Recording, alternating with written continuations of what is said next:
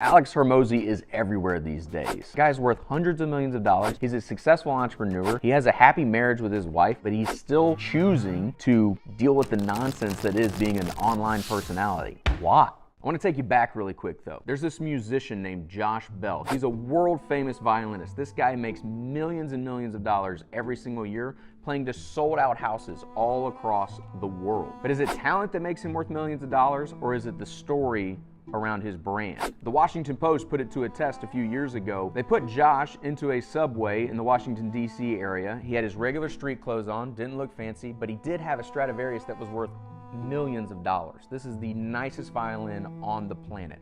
And he had the case right in front of him in the little subway center there, and he started to play. And he played for a couple hours. And if you had a world-class musician like that, how many people do you think stopped to watch him do his thing? Hundreds, thousands? Do they have to call in the Washington police just to stop the crowd, just to control the riot? No, nobody stopped. I think the guy made a total of like $32. Same guy, same instrument, same talent, same everything. The story changed. The context of what he was doing changed. He was just another guy in another subway playing music out loud.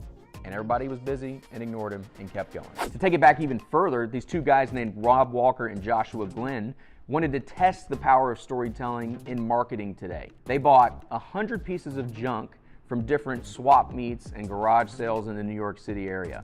Then they went out and hired 100 different creative writers and had one goal for those guys.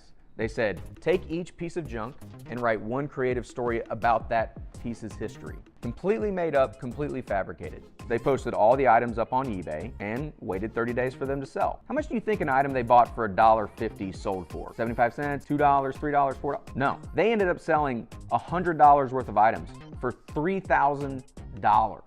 There's like a 2,800% increase in revenue just because they told a story about the products. Nothing changed. Same junk that you would get in your grandma's garage, but a story was added to it, and all of a sudden it meant something to the people that bought it. So this brings us back to Hormozi. Why is this guy worth hundreds of millions of dollars and still spending the time to tell stories about his business, still spending the time to go speak on stages and do all of this content marketing? It is because he knows the power of story. Do you think he's the only private equity guy in the world?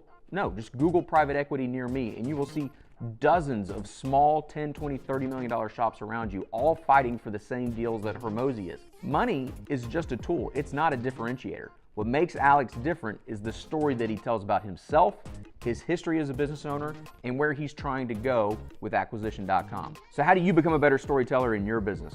There's 3 steps. Number 1, consume as much about storytelling as you can. You have to learn the craft. This is a skill that you or someone on your team has to develop if you want to stand out. Second thing you got to do is consistently publish stories everywhere that your customers are paying attention. This is probably social media, maybe a website blog, definitely here on YouTube. You have to publish as consistently as you possibly can so that you can get to the next step, which is feedback. You have to be able to look at the data on the back end to go, what did people like about this story? What did they not like about this story? Me, myself, I've been telling stories for 10 years, and I'm still trying to get better at it every single day. It's the process of constantly learning, constantly publishing, and constantly reviewing the feedback. That's how you win.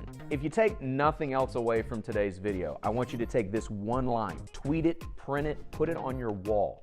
As an entrepreneur, you have to internalize this. The best products do not win. The best stories do. 3,000% increase.